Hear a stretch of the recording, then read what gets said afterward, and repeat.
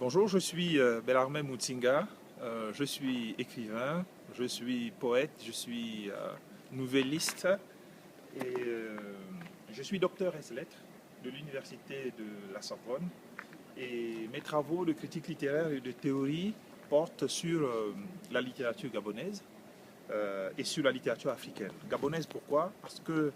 le Gabon n'est plus cette table rase qu'on connaissait où, disait-on, il ne sort pas grand-chose ou presque rien du tout. Le Gabon est un pays qui fait beaucoup de production en sciences humaines en ce moment et en littérature. Et donc il est important de s'y intéresser parce que il se joue quelque chose de grave à la fois pour l'histoire de cette nation, de ce pays, qui a besoin de s'ouvrir au monde, qui s'ouvre au monde du point de vue de la culture et qui a donc besoin, du point de vue des lettres, d'être connu maintenant pour pouvoir juger de la qualité de ce qui s'y fait à la fois thématiquement et formellement.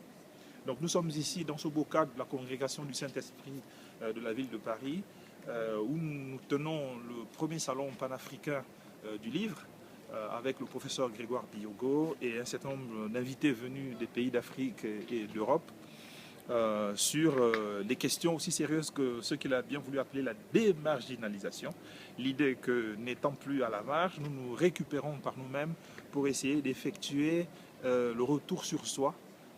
en tant que peuples africains, parce que l'Afrique, l'espace qu'Émit, où est né l'ensemble du savoir, d'après ce que nous avons appris sur le salon, a intérêt à se regarder aujourd'hui, mais surtout à proposer pour soi-même et pour le reste de l'humanité un savoir qu'il se réapproprie. C'est pour cela que ce salon est très important pour une prise de conscience de soi-même, ayant été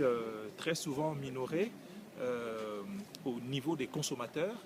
des savoirs culturels et symboliques, alors que l'Afrique elle-même est productrice justement de ce savoir-là depuis toujours, et que la Grèce a été nourrie d'Afrique, que l'Occident s'est nourri d'Afrique, que l'Égypte a intérêt à être effectivement mieux connue pour ses épistémologies et pour son apport au savoir universel. J'ai présenté un grand poète panafricain d'origine gabonaise qui s'appelle Pierre-Edgar Moundjegou, au sujet duquel nous avons commis un ouvrage critique et théorique sur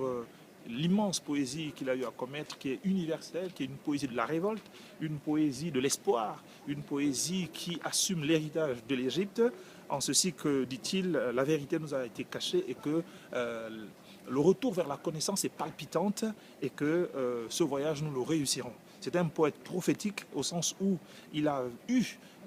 l'un des premiers en Afrique, alors que rien n'était possible à ce sujet. Il a eu à envisager la fin de l'apartheid, il a eu à envisager l'avènement des conférences nationales sur le continent africain et un espoir démocratique pour les peuples délaissés. Donc cet univers, à lui, Pierre-Edgar Moundjegou, qui lui faisait tant peur, il a eu le courage, par les métaphores et la langue poétique, de prendre, n'est-ce pas, cette langue-là pour pouvoir, à partir de l'héritage qu'il appelle être des anciens, l'héritage de l'Égypte, l'héritage du monde noir, pour pouvoir effectivement effectuer, rendre possible poétiquement la possibilité d'une vie nouvelle, d'une vie meilleure, d'une vie autre. Donc j'invite effectivement pour le prochain salon panafricain du livre, n'est-ce pas, à joindre cette équipe du livre africain. Merci.